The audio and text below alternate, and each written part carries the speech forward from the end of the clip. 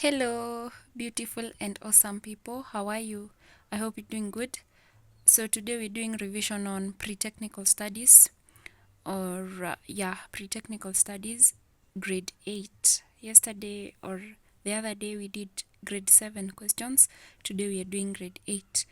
So, stay tuned till the end. Watch, leave a comment on whatever content you'd love me to do, and then also subscribe to my channel. I'll be very, very, very grateful. So let's begin. State two symptoms that show a victim has suffered from each of the following injuries. A, we have smoke choking, and B, we have shock.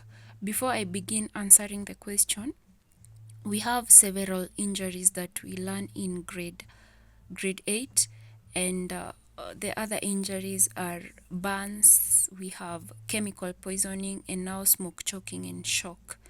So I'll begin by stating the symptoms of chemical poisoning and burns, so that now we can answer this other question, because you never know, next time they may ask of the symptoms of burns and the symptoms of chemical poisoning. So the symptoms of chemical poisoning is that we have severe throat pain, we have trouble breathing, stomach cramps, vomiting, and maybe unconsciousness. Then we have the symptoms of burns is that maybe a peeling skin, we have swelling, blisters on the skin, unbroken or leaking fluid when the skin is unbroken, or maybe leaking fluid. We also have shock.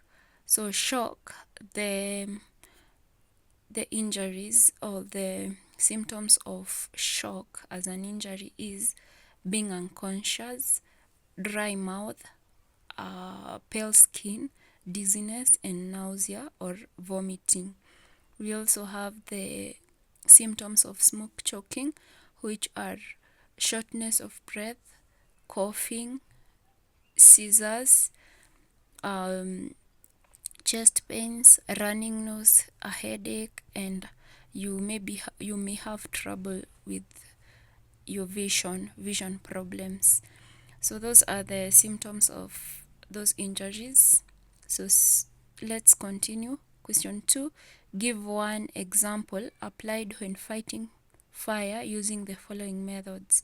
So these are the methods of firefighting, because the first topic in grade 8 is about fire safety. So even the injuries are from the fire safety. So the methods of fighting fire are 4. We have the starving method, cooling method, smothering method, and the interrupting method. So the question is, you give one example applied when fighting fire using the following methods. So before I start answering, I would like to educate you on what those methods include. So starving method is removing the parts of the burning material from the mass of the burning material. So you're starving the fire, you're removing a piece of the burning material from the mass of the burning material, or you're removing combustible items from the vicinity of fire. So that is all about starving method. Then we have cooling method. Cooling method is reducing the temperatures of the burning materials so that you can slow down the burning. You reduce the temperatures. Then we have smothering method. Smothering method is where you apply where there is supply of oxygen to the burning object, where the supply of oxygen to the burning object is cut out so that you can slow down the burning.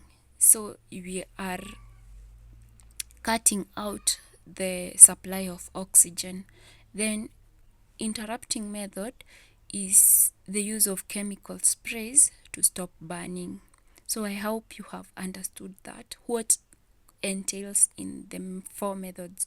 So now we are giving an example applied when fighting fire using the following methods. So starving method, example is removing a burning piece of wood from a large pile. So if there is wood there, so you remove the burning piece of wood from the large pile.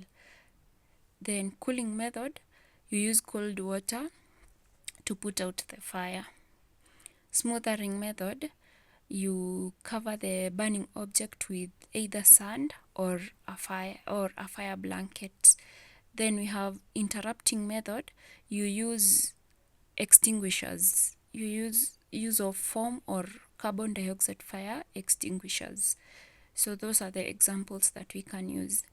The next question 3, give any 4 causes of data threats.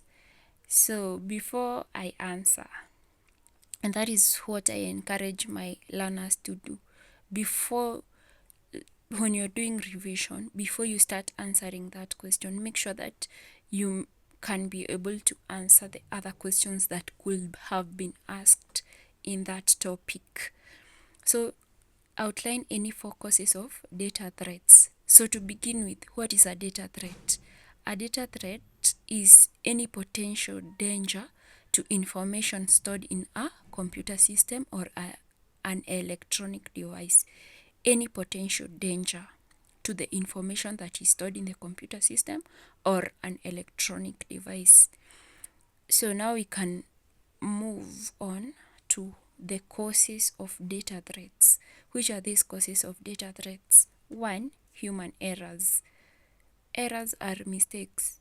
Any mistake that you make may affect that data or data. So human errors. Number 2 is hackers. Number 3, fraudsters. 4, thieves. 5, virus attacks. 6, unauthorized access to files. You have not been given access, but you still access. Then we have malicious access to system functions by unauthorized persons. So those are the causes of data threats. Causes of data threats: human errors, hackers, virus attacks, fraudsters, thieves, unauthorized access to files, and malicious access to system functions by unauthorized persons. So let's move on to the next question. Question 5. Give 5 examples of audiovisual communication channels. Examples of audiovisual communication channels. To begin with, we know what communication is. Yeah, there are 2 people involved in communication: the sender of the message and the receiver of the message, and they have to communicate through a channel. Now we have forms of communication. Forms of communication is oral, written, and audiovisual. So in this question, we are being asked about audiovisual communication channel, the examples, what entails in the audiovisual. Yeah, it is where maybe you use different. So there is another question that could be asked on the data: the measures of securing data. Which are the ways of securing data? Number 1, you can back your data up, backing up data. Number 2, you can use strong passwords. Number 3, you can change your passwords regularly. Number 4, you can install antivirus software. And lastly, you can limit personal information to share. So those are the ways of securing data, the ways of securing data. Yeah, this is audiovisual is a combination of different content forms, such as maybe audio, images, text, animations, and videos. So examples of the audiovisual communication channels are the televisions, websites, social media platforms like the TikTok, YouTube, Instagram, Twitter, all those. We have blogs and we have video conferencing. So let's move on to the other no, before we move on to the other question, I've said we have three forms of visual of communication, forms of communication. Number one, we've said we have oral or verbal. Another name for oral is verbal. Then we have written and we have audiovisual.